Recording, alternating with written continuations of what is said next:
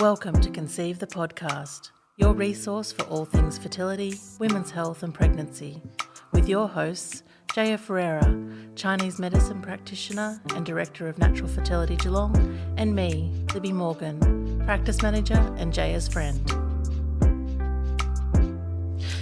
In this episode, I'm going to be asking Jaya a few key questions that we get asked a lot on the phones about labour preparation. And sometimes people call it labour induction, but we'll get into why we don't call it that. Yes. So what is labour preparation, Jaya? Yeah, so you said we don't call it labour induction just because I like to differentiate between a medical induction. It's a very different process. Okay. So we call it labour preparation and we often do it for quite a few weeks before your due date or full term, in that our aim is to influence and support the body to do what it would naturally do in preparation for labour. Okay. Does that make sense? Yes. So softening of the cervix, we want to increase blood flow to the uterus. We want to work on stress and start getting the mother or the woman into a place where she's going to surrender a lot more and out of her head, start getting that oxytocin flow happening. So we want to start getting her in that zone. Yeah, right. It's assisting those natural processes that are going to occur. Yeah. Yeah. And we start using all the acupuncture points that we are not allowed to use during the rest of the pregnancy. Oh, okay. Yes. So there's things you just wouldn't touch. Yeah, there's a lot of points that we say are contraindicated for pregnancy. Okay. So we wouldn't use them. And then once we get to this stage, we start using them all. Oh, okay. So if you've been coming since you had found out you were pregnant, you'd notice a change in the points that were being used. Yeah. When is it ideal to start coming in? Roughly about 36 weeks. Okay.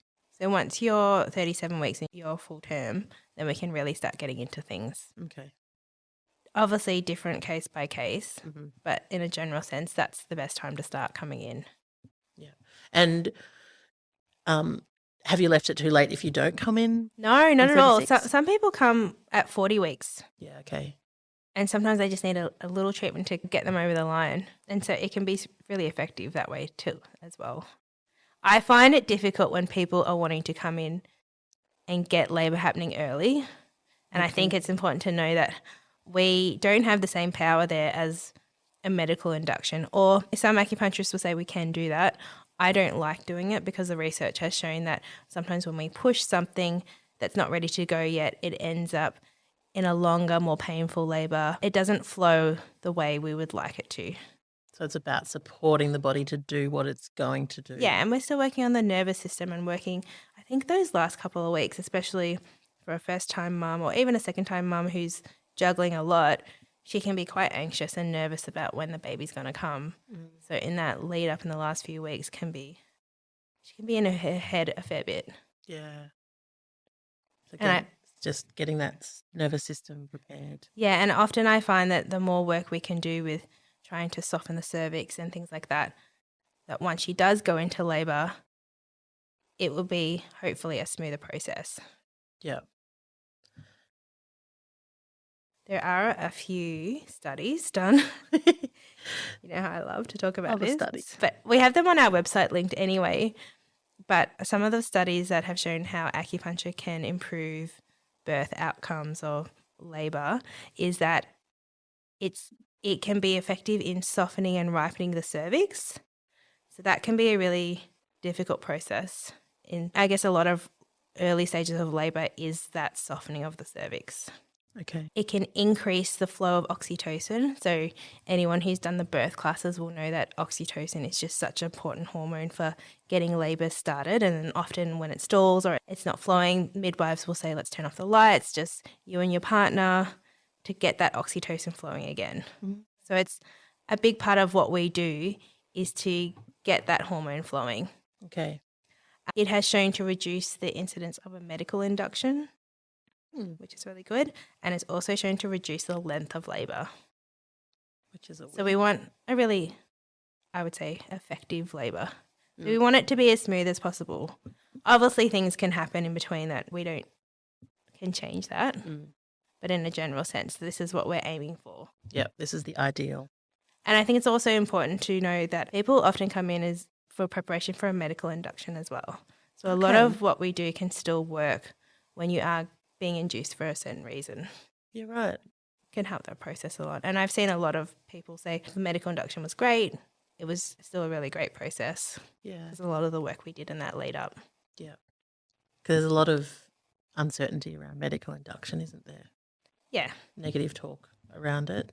And it sometimes it can be a negative experience. And every birth is just different. Absolutely. Yeah.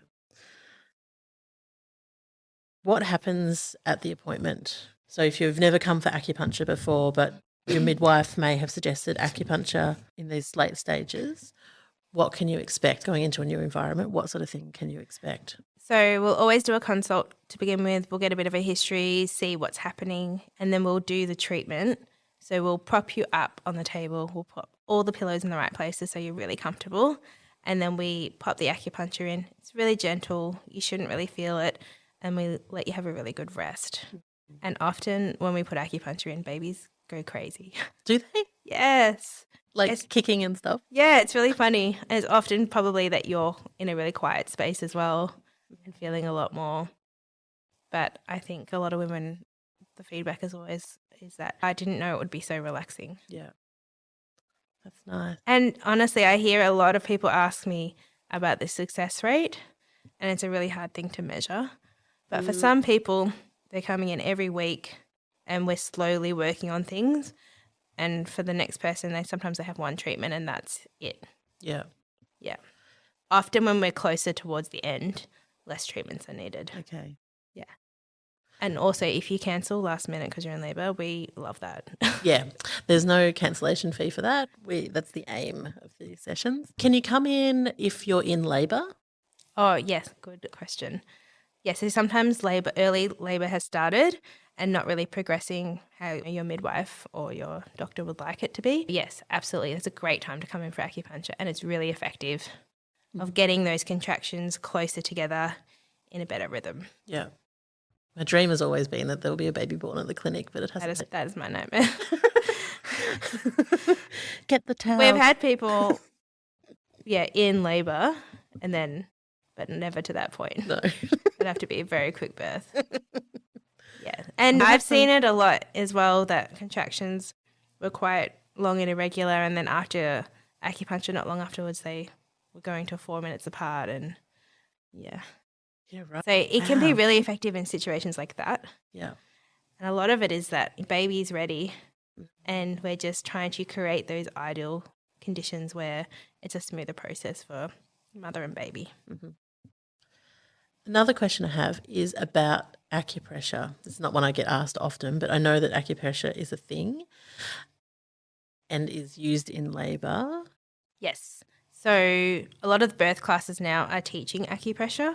Oh, cool. So they're the acupuncture points, but using your thumb to put a lot of pressure on that point can stimulate the point as well. So often in our sessions I will show the mother where those points are. I'll draw them on her or her partner will come in and I'll show him how to do them at home or her or whoever the support person is. And doing that at home in between treatments is really helpful. A friend of mine, this is a point on the shoulders.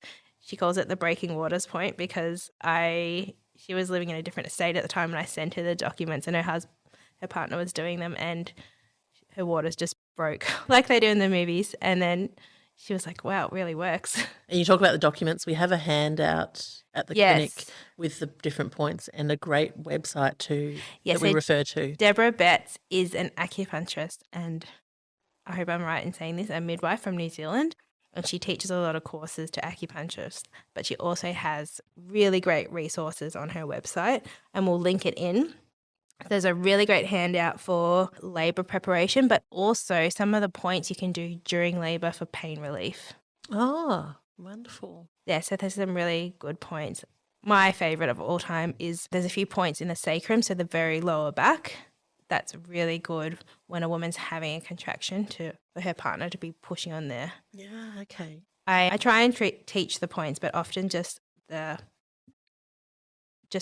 your hand firmly pushing on it can do the job. And you often see that like in labour photos and videos. Yeah. We follow a lot of those sort of accounts that partners pressing there. Yeah, so we definitely give you options of what you can be doing at home as well. Because you want to be working on as that. well as the acupuncture, like the actual treatment. How often would you come in? Usually it's weekly, but I think towards the end we often will potentially do twice a week. It really depends on how the woman is tracking. Whether I feel like she's really close and another one might be just enough, or whether I think it's often that one that we book in that then isn't needed to. Yeah, and I always say, we're going to book this in, but I don't expect to see you. I don't think I have any other questions. Did you have anything else that you wanted to cover? I think that is everything. The short, sweet one, just covering those questions that we get asked, because it's often suggested late in pregnancy. And if you don't have a regular acupuncturist already, it's just nice to know what to expect, I think. Yeah, and most acupuncturists will treat in a very similar way. Yeah. And most of them are happy to just see a once-off for those types of treatments. And all of our practitioners do this on a weekly basis as well. Yeah, it's really routine. Okay, thank you for answering the questions. No problem.